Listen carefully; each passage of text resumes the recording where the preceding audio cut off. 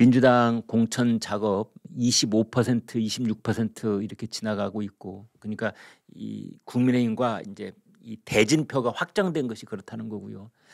내부적으로는 이제 중반전을 지나서 이제 거의 마무리 단계에 이제 진입을 할 수 있겠다 이제 그러는데, 아무튼 거의 매일같이 하루 걸러 한 번씩 이 현역 의원들 단수 공천 받는 것 뭐 이런 것들을, 또는 비명계가 공천에서 배제되는 것, 또는 뭐 경선에 붙이는 것, 그런데 친명계는 그냥 단수 공천으로 시드머니, 시드 배치 받듯이 그냥 축축 올라가는 이런 내용들을 공개를 하고 있는데요.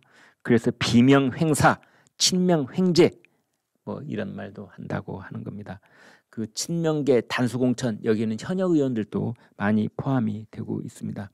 그런데 오늘 조선일보를 보니까 막말 논란을 빚었던 친명계 의원들도 다 단수 공천을 받았다.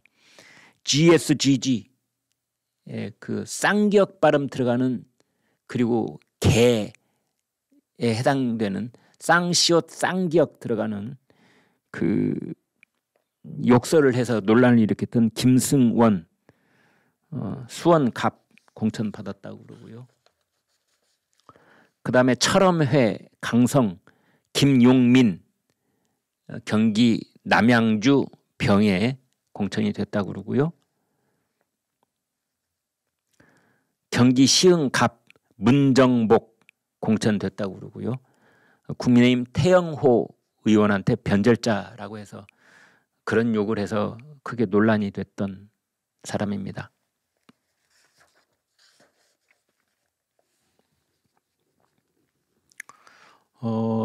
지금 더불어민주당 이번 그 위성정당 통합 비례 위성정당 과정에서 지금 가장 크게 문제가 되고 있는 것은 이른바 경기 동부연합, 여기가 거의 국회 의석을 한 두어 석 갖게 될 것이 확실시 되고 있다는 점입니다. 22대 총선을 마치고 나면은 지금 야권의 운동권 출신 국회의원 세력이 재편될 수 있다라는 건데요. 이건 역시 국민의힘 쪽에서 나오는 이야기가 아니고 어저께까지 더불어민주당 현역 국회의원이었던 이원욱, 지금은 이제 개혁신당에 가 있죠. 이준석의 개혁신당에. 그 이원욱 의원이 이렇게 말했습니다.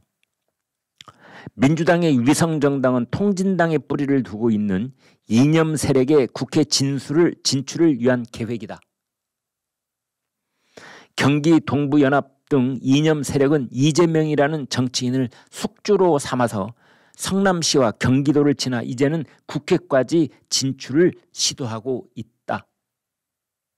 반미 친북 세력, 괴담 세력, 뭐 이런 말로도 바꿔서 부를 수 있는 그런 세력들인 거죠.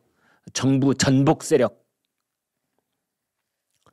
경기 동부가 진보당을 통한 의회 재진출을 넘어서서 민주당까지 접수하려는 구상이라고도 볼 수 있다. 진보당은 지난 24일부터 손솔, 전종덕, 정태흥, 장진숙 이런 비례대표 후보 4명이 본격적인 선거운동에 들어갔다. 진보당과 민주당 새진보연합의 합의에 따라서 방금 말씀드린 4명 중에 3등 안에 드는 후보는 당선 안정권 비례대표 순번을 받게 된다. 그래서 경기 동부연합이 대한민국 국회의사당에 현역 국회의원을 3명을 심을 수 있을지도 모른다, 이런 겁니다. 야권에서는 이른바 산을 옮기기, 우공이산, 어리석은 남자가 산을 옮긴다. 매일같이 한 삽씩만 떠서 옮기는 사람이 꾸준하게 하면은 마침내 산을 옮기더라. 이게 우공이산 아닙니까? 낙숫물이 바위를 뚫는다, 뭐 그런 말도 있는데, 아무튼 경기 동부연합에서 이 산 옮기기를 한다는 것이지요.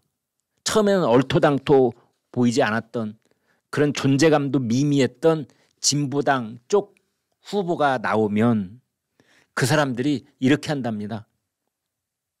골목 청소를. 그러니까 전국에 있는 진보당 쪽 자원봉사자들이 그 지역에 다 몰려와가지고 새벽마다 골목 청소하고 어린이 놀이터에 가가지고 어린이들하고 놀아주고 그 다음에 경로당에 가서 노인들 손발톱 깎아주고. 여러분 노인 발톱 깎아보셨습니까? 네. 아마 그 연로하신 부모님 모시고 있는 자제분들은 다 경험하신 일일 겁니다. 그 노인의 이 발톱을 깎아주는 일이 그게 보통 일이 아닙니다. 그만큼 마음이 열려 있고 따뜻해야 할 수 있는 일 중에 하나인데요.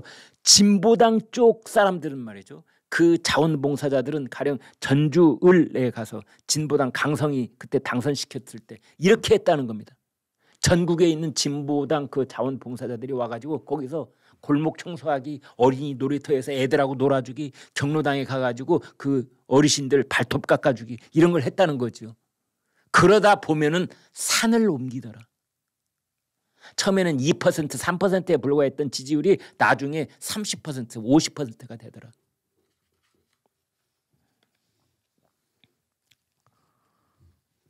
민주당 내부에서도 이런 얘기가 나옵니다. 처음에는 불가능할 것처럼 보였지만 바닥부터 긁어 모으면 실제로 산을 옮기는 일을 경기 동부연합이나 NL 진영 사람들이 해오고 있는 것이다. 이 사람들이 그렇게 해서 노회찬, 심상정이 주인이었던 민노당을 접수하고 민노총도 장악했다. 그 사람들이 드디어 민주당을 접수하려고 하고 있는 것이다. 아까 말씀드린 이원욱 의원이 이렇게 말했습니다. 이재명은 민노당 김미희 의원을 성남시장 인수위원장에 앉히고 무상급식지원센터 등 산하기관에 경기동부 출신들이 진출할 수 있도록 길을 터주었다. 경기지사 당시에도 관련 인력들이 경기도로 들어갔다. 곽대중 대변인 이렇게 말했습니다. 경기동부의 조직력과 침투력은 사이비 종교단체의 수준이다. 이재명이 성남시에서부터 협동조합을 통해 경기 동부와 인적 네트워크를 유지해 온 것으로 안다. 그러면 이재명은 왜 이런 일을 벌이고 있을까? 전략적으로 왜? 이재명은 반미 친북 시민 세력과 그리고 진보당과 유연정당 심판을 받아서 해산돼 버린 통진당의 후신 진보당하고 자꾸 손을 잡으려고 하고 있을까? 그 이유는 이재명이 정통 운동권 출신이 아니기 때문이라는 겁니다. 그래서 이재명이 가지고 있는 컴플렉스, 운동권 출신이 아니라는 것, 그것 때문에 진보당하고 손을 잡아서 그리고 경기 동부연합과 손을 잡아서 조직력을 확보하려고 하는 것이다 라는 분석이 나오고 있습니다. 더불어민주당의 이낙연계, 친낙계 좌장 그러면 설훈 의원을 꼽을 수 있죠. 그런데 이번에 의원 평가에서 하위 10% 통보받았다고 한 건데 출마하겠답니다. 그리고 민주당은 탈당한다 이렇게 얘기를 했습니다. 방금 전에 CBS 라디오에 나왔었는데요. 출마하겠다. 민주당에서는 불가능하다. 30%를 감산을 하면 통과할 사람 누가 있겠냐. 무소속으로 나갈지 제3지대에 합류할지는 조금 상의를 해보겠다. 이런 겁니다. 친낙계이니까 이낙연 대표 그다음에 김종민 의원이 있는 새로운 미래 쪽으로 갈 공산이 일단 큰 거 아니냐. 그런데 지금 이낙연 대표하고도 뭔가 마무리 지어야 될 그런 협상 내용이 있는 것으로 그렇게 알려져 있습니다. 아무튼 설훈 이재명에 대해서 참 고약한 사람이다 그랬습니다. 참 고약한 사람이다. 예전에 김종필 전 총리, 김종필 자민당 대표가 자민련 대표가 늘 그랬었죠. 고약한 놈이야. 그러면은 그게 김종필 JP가 할 수 있는 최대의 욕이었거든요. 설훈이 아마 그런 패러디를 한 것인지는 모르겠는데 이재명을 향해서 참 고약한 사람이라고 그랬습니다. 정치를 무슨 복수 혈전하듯이 하느냐. 그러면서 결국은 작년 9월 달에 있었던 이재명 체포동의안 가결, 그것이 문제가 됐다고 본다.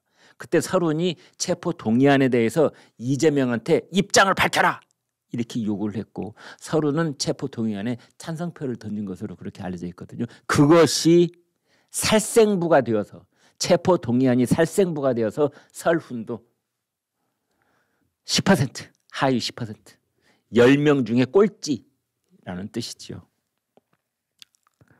이런 얘기도 했습니다. 어제 일요일까지 단수 공천받은 의원 50명 중에, 그래서 단수 공천 특혜를 입은 사람들 중에 비명계는 윤건영 한 명뿐이 없고 나머지는 전부 다 친명계다. 그리고 이재명이 경기도 팀이 그 일을 다 알고 있었을 것이다.